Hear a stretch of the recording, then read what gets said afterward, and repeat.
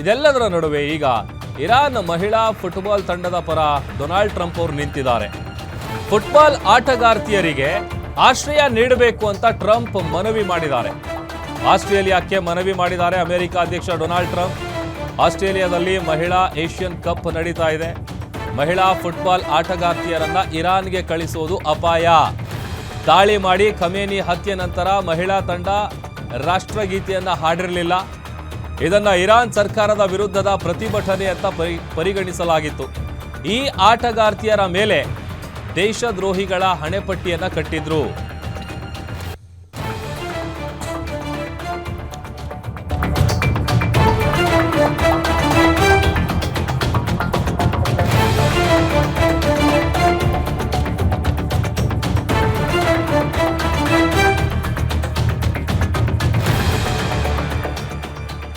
ಈಗ ಆಟಗಾರರನ್ನ ಇರಾನ್ಗೆ ಕಳಿಸಿದ್ರೆ ಅವರಿಗೆ ಕಠಿಣ ಶಿಕ್ಷೆ ನೀಡುವಂತಹ ಸಾಧ್ಯತೆ ಇದೆ. ಹಾಗಾಗಿ ಮಹಿಳಾ ಫುಟ್ಬಾಲ್ ತಂಡದ ರಕ್ಷಣೆಗಾಗಿ ಆಸ್ಟ್ರೇಲಿಯಾಕ್ಕೆ ಟ್ರಂಪ್ ಅವರು ಮನವಿಯನ್ನ ಮಾಡಿಕೊಂಡಿದ್ದಾರೆ. ಅವರು ಮಾಡಿರುವಂತಹ ಪೋಸ್ಟ್ ಏನಿದೆ, ಆ ಮನವಿ ಏನಿದೆ ಅದನ್ನು ಕೂಡ ನಾವು ಗಮನಿಸ್ತಾ ಇದ್ದೀವಿ.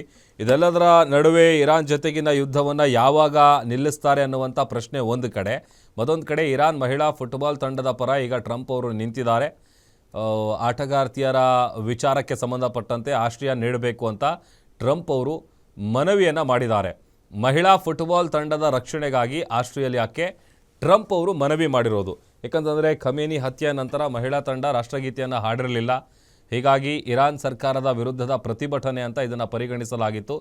ಈ ಎಲ್ಲ ಡೆವಲಪ್ಮೆಂಟ್ಗಳ ನಡುವೆ ಈಗ ಆಟಗಾರ್ತಿಯರ ಮೇಲೆ ಏನು ದೇಶದ್ರೋಹಿಗಳ ಹಣೆಪಟ್ಟಿಯನ್ನು ಕಟ್ಟಿದ್ರು. ಹಾಗಾಗಿ ಒಂದು ವೇಳೆ ಇರಾನ್ಗೆ ಕಳಿಸಿದರೆ ಅವರಿಗೆ ಕಠಿಣ ಶಿಕ್ಷೆಯನ್ನು ನೀಡುವಂತಹ ಸಾಧ್ಯತೆ ಇದೆ. ಫುಟ್ಬಾಲ್ ತಂಡದ ಪರ ನಿಂತಿದ್ದಾರೆ ಡೊನಾಲ್ಡ್ ಟ್ರಂಪ್ ಅವರು. ಆಮೇಲೆ ಈಗ ತೈಲ ವಿಚಾರ ಆಗಿರ್ಬೋದು, ಆಮೇಲೆ ಪ್ರತಿಯೊಂದು ವಸ್ತುಗಳು ಏನು ಅಲ್ಲಿಂದ ನಾವು ಇಂಪೋರ್ಟ್ ಮಾಡ್ಕೊಳ್ತಾ ಇದ್ವಿ, ಅದನ್ನು ಆಮದು ಮಾಡ್ಕೊಳ್ತಾ ಇದ್ವಿ, ಅದರ ಬೆಲೆಗಳಲ್ಲೂ ಕೂಡ ವಿಪರೀತವಾಗಿ ಏರಿಕೆ ಆಗಿದೆ. ಇನ್ನು ಎಷ್ಟು ದಿನಗಳ ಕಾಲ ಯುದ್ಧ ಮುಂದುವರಿಯುತ್ತೆ ಅನ್ನುವಂತಹ ಯಕ್ಷ ಪ್ರಶ್ನೆ ಕೂಡ ಸದ್ಯ ಎಲ್ಲರನ್ನ ಕಾಡ್ತಾ ಇದೆ.